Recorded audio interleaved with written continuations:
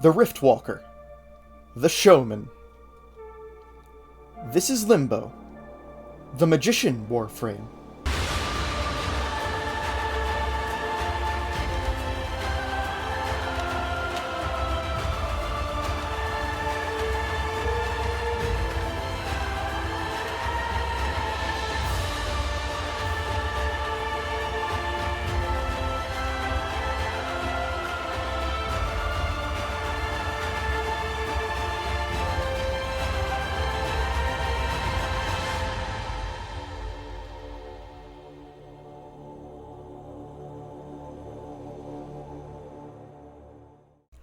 I'm probably going to talk a little bit about Limbo more thoroughly at the end of this section, because of all the frames, I think he's one of the harder ones to understand for new players.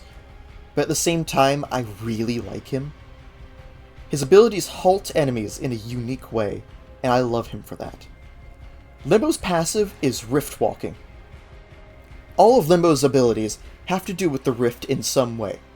Enemies in the Rift can only harm things in the Rift, and vice versa. Normally, Limbo's abilities are the only way into the Rift, but Limbo's passive allows him to move in and out of the Rift freely by tapping the roll button. While in the Rift, Limbo passively gains energy, and increased energy for each enemy killed in the Rift. Speaking of, Banish strikes enemies in front of Limbo with impact damage, and banishes them to the Rift. Enemies in the Rift, as previously stated, cannot damage nor be damaged by anything outside the Rift. Banish works on enemies and allies, so be very careful when casting it. If you are hit by Banish, simply roll and you will leave the Rift if you are not Limbo. Abilities used by allies are not stopped by the Rift, and work in and out of it, meaning a coordinated team can request to go into the Rift, activate channeled abilities, and go to town without worry. This ability is the main reason people are hesitant with Limbo. If you don't use him right, he can be a detriment to a team, but knowing how and when to use Banish can be very helpful. Stasis targets enemies within the Rift and freezes them in place. Enemies frozen by stasis are unable to act and cannot react to damage. Enemies will begin to move and attack again after either stasis ends, or they leave the Rift in some way. Enemies that enter the Rift while stasis is active will become frozen as well. Very good for stopping enemies from attacking and making them easier to hit. Rift Surge is a weird one. Limbo casts Rift Surge on enemies trapped in the Rift. Enemies that are affected by Rift Surge upon leaving the Rift will cast Banish on nearby enemies and place them in the Rift. This Banish deals impact damage, the same as the normal Banish would. Enemies banished out of the Rift will activate the ability, and enemies affected by Radial Banish will be affected by active stasis effects. Rift Surge can be very good for keeping enemies in the Rift, but again, because you can only damage them from out of the Rift with abilities, you need to be careful when using it. Placing all enemies in the Rift will prevent allies from being able to damage them without abilities. It's better to focus on putting groups of enemies into the Rift that you plan on dealing with, as opposed to all enemies. Using his full knowledge of the Rift, Cataclysm creates a zone of Rift energy where Limbo is pointing, dealing blast damage.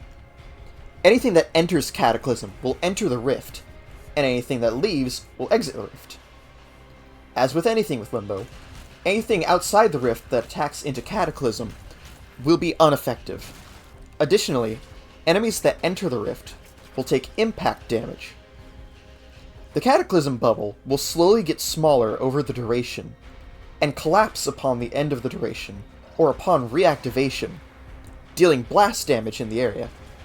This ending damage is enhanced based on the shields and health of enemies within the Rift. Cataclysm has two big uses. It can be used to defend objectives while regaining energy, or the Limb Bomb.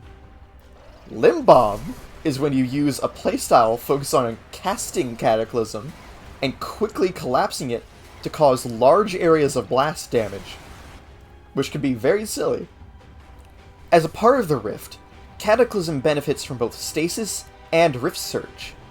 This makes it very useful for defending defense objectives, as enemies firing into it can't damage objectives, and melee enemies that enter it can be affected by Stasis. Now I really quickly want to do something I don't do for most frames, and talk a little bit about playing Limbo. The confusing thing with Limbo to some people is what his abilities do, or how he's meant to be used. In my opinion, there are two things to focus on: his defensive side and his offensive side. Defensively, you'll want to affect any enemies on an objective. No holds barred. Cataclysm should be up as much as possible, and Stasis should be active when melee enemies get too close. Offensively, Limbo should be used to take pressure off him and his allies, placing smaller groups of enemies into the Rift for Limbo to pick off, while allowing allies to fight outside the Rift. Limbo can be fun, but he takes a bit of learning. So if you like a frame that takes a bit of knowledge to get used to and learn how to master, this is definitely a frame for you. At rank 30, Limbo has 370 HP, 280 shields, 105 armor, and 225 energy. He has a Naramon Aura slot, and 2 Madurai polarities. Limbo Prime has an additional 90 shields, 30 armor, 40 energy, and an additional 1 Naramon and 1 Vazarin polarity. Limbo and his parts can be acquired from the side quest, The Limbo Theorem. Now let's see what he can do one last time.